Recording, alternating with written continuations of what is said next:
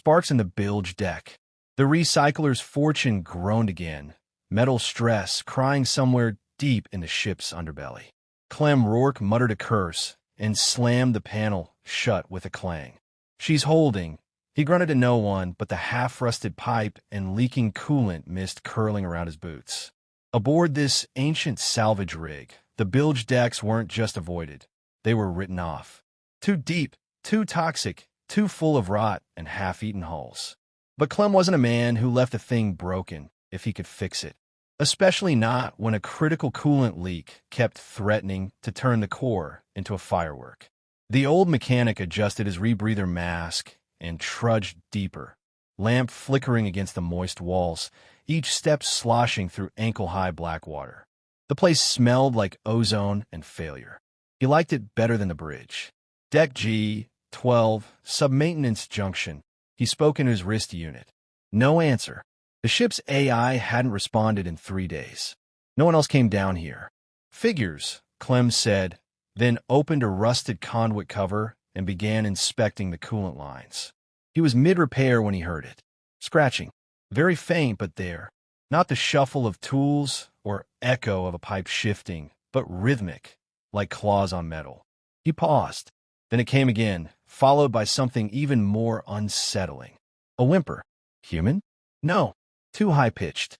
Too wrong. He swept the lamp across the corridor. Water rippled gently.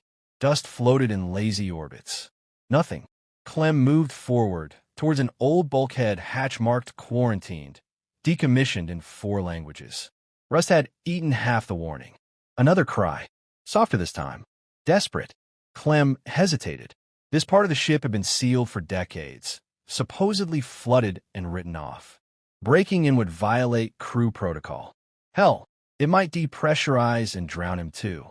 But then he heard again, unmistakable, pain, helplessness. He pulled out his plasma cutter. The bulkhead groaned and screeched as it gave way under Clem's tool. A rush of fetid water spilled out as the door cracked open. He stepped back, raising his light.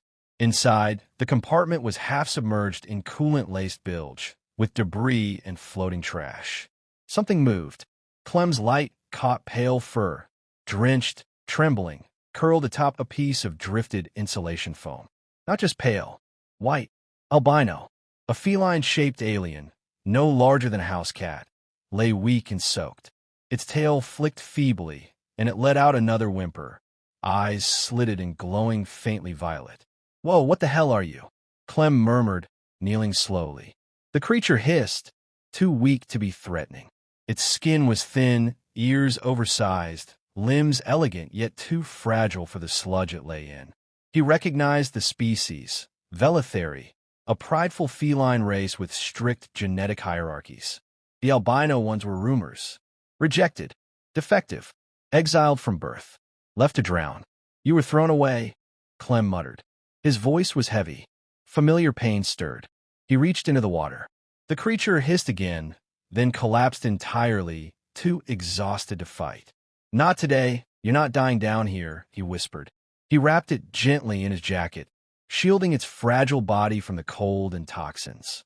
The creature didn't resist. Back in his cramped maintenance bunk, Clem sealed the door, ran an old med scan over the feline, and got a stream of red alerts. Malnourished. Chemical burns. Shock. Neural spikes. "Damn," he whispered. "They really toss you out like scrap." He mixed a nutrient paste, thinned it, and slowly coaxed the alien to drink through a tube. It responded barely. "Alive. For now. You need a name," he said, brushing slick fur from its eyes. They blinked up at him. Huge, intelligent, unreadable. "How about Wisp?" No response, but the tail gave a subtle twitch. He took it as agreement. As Wisp rested in a warmed blanket, Clem leaned back and stared at the ceiling. The recycler's fortune had always been a floating junkyard, crewed by misfits from 20 species. But this was something else. He keyed a private log. Found a survivor. Possibly Velithari. Severely injured. "I've taken it under care. Violation of protocol logged." He paused, then added, "I don't care." A warning buzzed from the AI, finally awake. Unauthorized biological detected in crew quarters. Report for decontamination. Clem shut off. You're not trash, Wisp. You hear me? He said, more to himself than the feline. I've fixed broken engines, patched blown hulls, rebuilt star drives from scrap. You're not broken, just left behind. He didn't realize he was holding its tiny paw until it moved, curled lightly around his finger, claws barely touching skin. In the silence of the maintenance room, something like understanding passed between them. And in that moment, Clem Rourke, battle-scarred, bone-tired, half-drunk mechanic, made a decision he'd never made for any living soul out here. He was going to fix this life, not with tools, but with stubborn, human will, a thing worth fixing. Wisp's breathing had steadied, slow, rhythmic, almost peaceful now, though Clem knew it was only the calm after a storm. The medical scanner still blinked angry red in the corner, but he ignored it. Machine saw data. He saw life. The little alien lay wrapped in a bundle of old thermal cloths, white fur dried and fluffed, eyes half-lidded but alert. Clem sat beside him on an upturned toolbox, eating canned protein cubes, while Wisp watched silently, one ear twitching now and then. You ever seen one of these? Clem said, holding up a cube between calloused fingers. Tastes like shoe rubber dipped in salt. But hey, it keeps the heart pumping. Wisp blinked. Clem tossed a piece onto a flat surface near the blanket. Wisp sniffed it once, sneezed, and turned away with a flick of his tail. Clem chuckled. Smart little guy. The mechanic leaned back and exhaled, joints popping.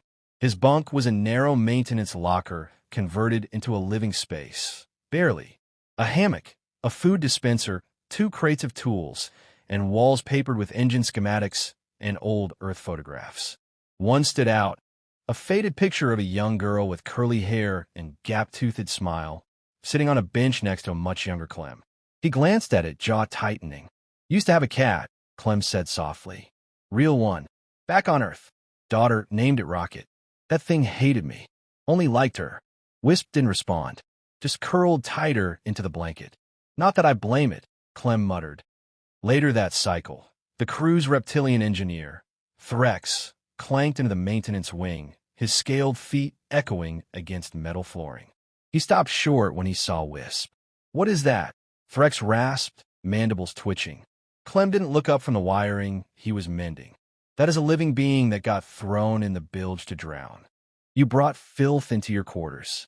Biological waste. That's a violation of ship code 7-9A. Clem finally looked up, eyes cold. I found him alive. I wasn't going to leave him to die. He's Velithari, Threx hissed, and not a proper one. Albino, defective. His own kind discarded them for a reason. Clem stood slowly, wiping grease from his hands. You know, Threx, I've worked on reactors that came closer to killing me than you ever could. So I'm going to say this once. You touch that door again, and I swear to every star in the belt, I'll reroute your coolant line into a zero-bypass feedback loop. Threx blinked, then snarled and stormed off. But Clem saw the flicker of hesitation. That was enough. He turned back to Wisp, who had buried his face deeper into the cloth, trembling slightly. Yeah, Clem said softly, kneeling beside him. I know what it's like to be tossed aside. Over the next 2 days, Wisp grew stronger. He still didn't speak, at least not with words. But Clem began to understand the gestures.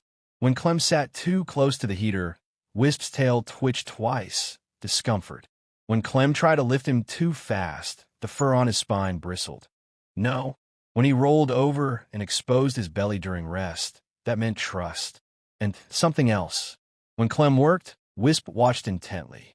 His violet eyes would follow the soldering iron, trace the arc of each tool, and sometimes he'd paw at fallen wires, carefully, with precision. Not a pet, not a dumb animal. A mind was behind those eyes. You're smarter than you let on, Clem muttered one evening, passing him a stripped wire. Wisp tapped the copper end, then curled beside it like it was treasure. Clem chuckled, then turned serious. Your kind left you to die. Hell, maybe they thought they were being merciful. But you're not broken. You're just different. And maybe this universe doesn't like different much. He sighed, reaching up to rub his aching neck. But me? I've spent 30 years fixing things other people gave up on. Ships, drones, myself. He hesitated, voice lowering. My daughter didn't make it off Earth. Bombings during the Terran Unification War.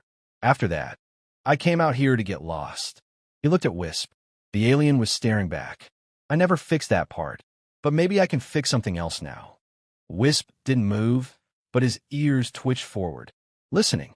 Clem stood and looked around his cluttered quarters. Let's make you a place. A real one. By the end of the third day, Clem had converted a corner of his room into a compact living area.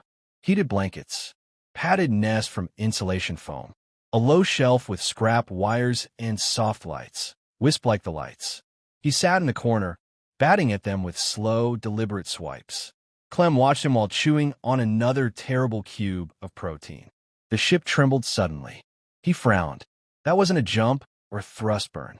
Then came the sound, a dull tum from the aft core, followed by flickering lights. The emergency klaxon stuttered into life. Alert! Reactor 2 coolant leak. Core destabilizing. Evacuation protocol initiated. Clem stood so fast he knocked over a wrench. No. He rushed to his locker and grabbed his toolkit. As he turned, Wisp was already standing, tail stiff, eyes locked on Clem. I have to go.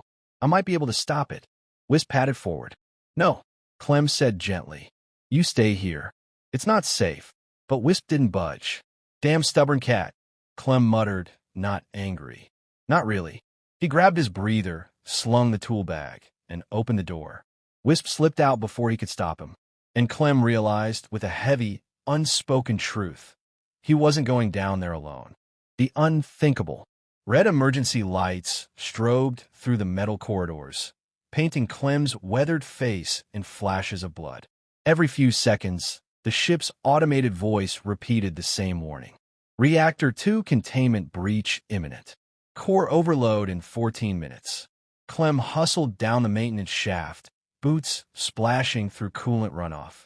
Sparks rained from open panels. The air was thick with metallic smoke and ozone. It reminded him of Earth during the war, of burning skies and chaos. Wisp followed silently, his slender body weaving through tight corners and debris with feline grace. He didn't flinch, didn't pause, just stayed close. Clem glanced over his shoulder. You could have stayed in the room, Wisp. Safer there. Wisp's glowing violet eyes locked with his for a moment. Defiant. Loyal. Clem grunted and kept moving. At the junction leading to the core chamber, the heat hit them like a wave. The hallway shimmered. The reactor had cracked its primary coolant line. Clem could see the scalding mist pumping out of the bulkhead seams. Damn thing's ready to pop like a pressure keg, Clem muttered, wiping sweat from his brow. He keyed open a side panel and began rerouting power. Manual override is fried. We're going to have to cut the plasma feed directly. He opened the service crawl and started climbing inside, dragging his tool pack behind him. Wisp hesitated at the entrance. The shaft was narrow, full of sparking wires and active energy conduits. But when Clem looked back, Wisp was already following. All right, Clem said. You're insane. You'll fit in fine with the rest of us. Inside the crawl space, the temperature climbed steadily. Clem's breath rasped through the filter of his rebreather. He could feel the radiation exposure, tingling in his fingertips, nausea rising in his gut. Still, he pressed on. There, he said, pointing to the fusion tap. We isolate the injector, divert the overload in. A conduit exploded just inches from them. Clem was thrown back, his shoulder slamming into a bulkhead. Tools scattered into the sludge. He groaned, clutching his arm. Pain, dull but rising. Wisp leapt forward, ducking under live wires, retrieving the tool Clem had dropped. He pawed it toward him, then tapped twice on the power coupler Clem had pointed at before. Clem blinked through the pain. You remember that? Wisp flicked his tail, a slow, deliberate signal Clem had started recognizing as yes. Okay then, Clem muttered. You and me. Let's fix this. Time blurred. Sweat soaked his jumpsuit. Every movement was a battle.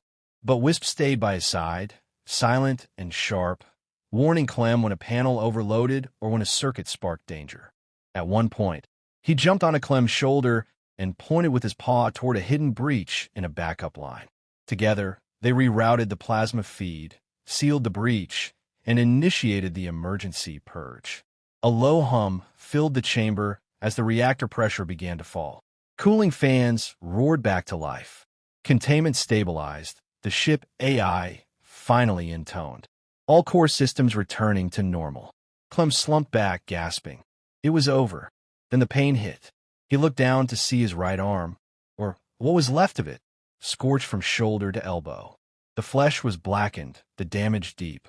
Ah, hell, he hissed, trying not to black out. Wisp nuzzled against his good arm, then climbed into his lap, curling up like a glowing white coil. The warmth was strange, not just body heat, but something more. Soothing. Steady. Guess, that's fair, Clem said with a half-smile. I fix you, you fix me. Darkness crept into the corners of his vision. I'm gonna pass out now. You hold the fort. He collapsed against the bulkhead, Wisp pressed firmly against his chest. Clem awoke in the medbay. Sterile white light. Beeping monitors. The hiss of oxygen. His aura gone. Replaced with a sleek cybernetic limb, matte black with red light diagnostics. He flexed it slowly. Upgrades, he muttered. The door hissed open. Captain Surash, insectoid and expressionless, entered with 2 security drones flanking her. You disobeyed evacuation protocol, she said flatly. Yeah, Clem replied. I also stopped the ship from exploding. You risked exposure, destruction of classified systems, and brought a quarantined life form into engineering spaces.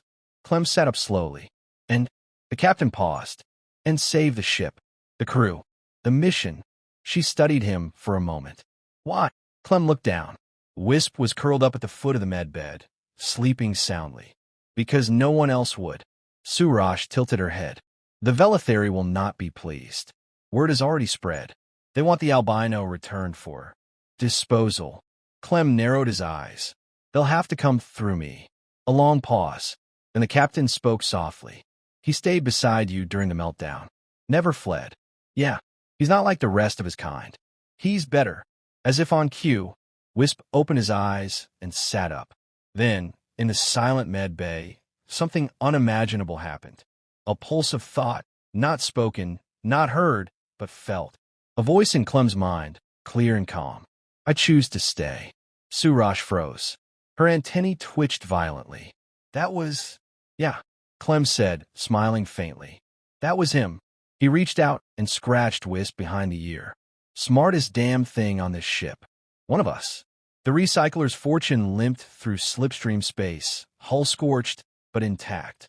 Below deck, systems hummed steadily, stable. Alive. The ship had survived the near catastrophe. Clem Rourke had survived. And somehow, so had something else. Wisp. The albino Velithari sat perched on Clem's new cybernetic arm as he adjusted a coolant regulator. Clem barely noticed the weight. Wisp moved like mist, tail swishing, violet eyes ever alert. You know, Clem muttered, tightening a bolt with a whir of servo-assisted fingers. The others still don't like having you topside. Wisp tilted his head. Clem grinned. Not that I give a damn. Just means they can keep their opinions to themselves. Or shove him into an exhaust port. He looked up at the pale Feline. But they're watching. Watching us. Wisp didn't blink. Just flicked his ears forward, alert, listening. Clem knew what that meant now. He didn't understand how, but he felt it. The bond between them was more than just survival. More than companionship. It was something deeper. Chosen. That word had echoed in his mind ever since Wisp first shared it. Not spoken, not auditory, but felt. Like a whisper between neurons. Wisp had reached across whatever gulf divided minds, and simply stepped inside. Clem hadn't questioned it. He lost everything once. His daughter, his home, his hope. But now, in this discarded part of space, with this discarded being, something had been rebuilt, and he wasn't going to let anyone take it. 2 days later, the Fortune docked at Station Kareth 9, a floating trade port orbiting a dying moon. The crew dispersed, repairs, rest, deals to be made. But the Velithari delegation was already waiting. 3 of them, tall, elegant, fur like polished obsidian, gold-threaded robes, sharp eyes, sharper claws. and zero warmth. One step forward, voice calm but cold. You have something that belongs to us. Clem didn't bother pretending. He stood square in front of Wisp, who sat at his feet, unflinching. You mean the one you left to drown in coolant runoff? That one. The Velithari's ears flattened slightly. He is genetically deviant. An error. It is our duty to cleanse such anomalies from our lineage.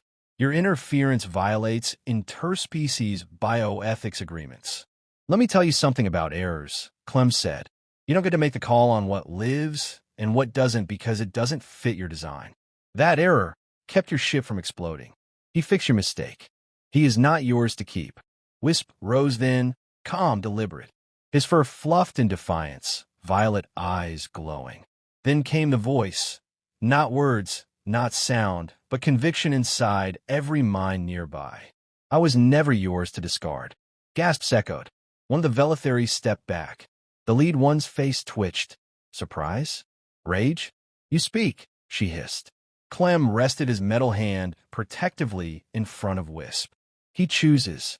That's what matters. He chose me, and I choose him.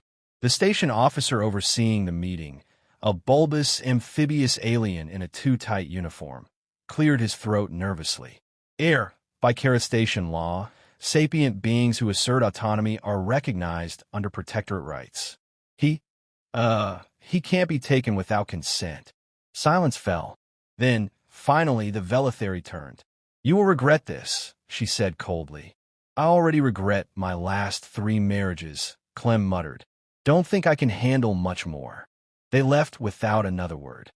That night, back aboard the recycler's Fortune, Clem stood at the viewport, staring into the emptiness beyond.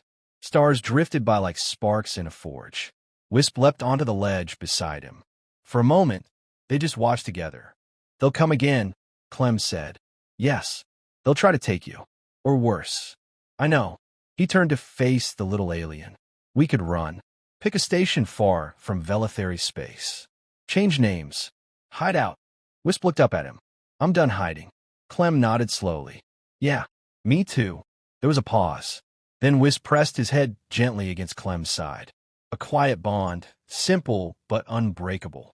Suppose that makes you crew now, Clem said with a half-smile. Hell, better than most of them. Got more brain cells than Threx, and fewer complaints than the AI. Wisp let out a small huff of breath, a sound close to amusement. Let's see about making it official, Clem muttered. 3 days later, the recycler's Fortune gathered in the main cargo bay. It was rare to get the whole crew together, but Clem had insisted. Even the AI ran an avatar for the occasion, a blue orb hovering silently above the group. Clem stepped forward, holding up a small metal tag, cut from an old engine panel. On it was scratched a name, Wisp. This, he said, voice steady, is a crew badge. You don't get one unless you've earned it. Save the ship. Save my life. And proved he's worth 10 of any of you. There were murmurs, nods, a few sneers, but no one objected. He turned and knelt before Wisp, holding out the badge. The feline took it between his teeth, then gently placed it against his nest of tools. A few clapped. One crew member shouted, "About time the ship had a proper mascot." Threx grumbled in the back, but didn't speak. Clem smiled. Welcome to the crew, Wisp. Later that night, as the ship hummed through deep space and the stars wheeled slowly past, Clem sat in his quarters, sipping engine-brewed coffee.